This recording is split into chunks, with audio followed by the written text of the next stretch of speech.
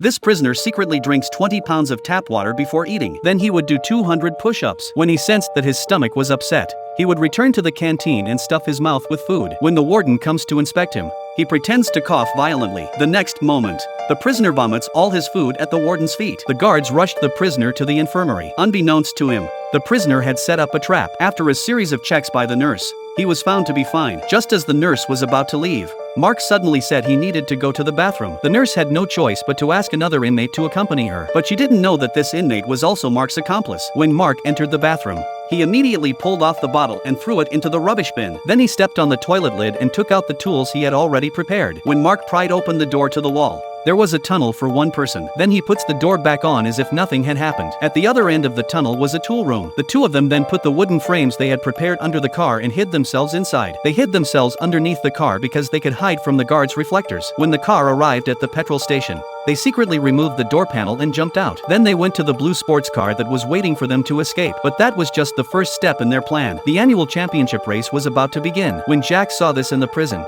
he nodded to Carl. Carl, in a moment of clarity, stepped in front of Jack and started to cause a scene. A fight breaks out. A couple of guards ring the alarm. This was the first time that such a large-scale disturbance had ever occurred. As soon as the alarm went off, the warden called for all personnel to enter the lockdown area. Before the nurse knows what's going on, she's isolated by a protective door. The guards wanted to call for backup, but the warden stopped them. He didn't want to jeopardize his performance during his tenure. Unexpectedly, all this was expected by Mark. The warden was ready to negotiate with the inmates in order to solve the problem sooner rather than later, but they wouldn't listen to him. They even smeared the security cameras with soya sauce. Then they covered the glass with plates and tinfoil so they wouldn't know what was going on inside. The reason the inmates did this was to buy Mark enough time, because he needed a day to complete the vault ransacking. That's the real reason for his escape.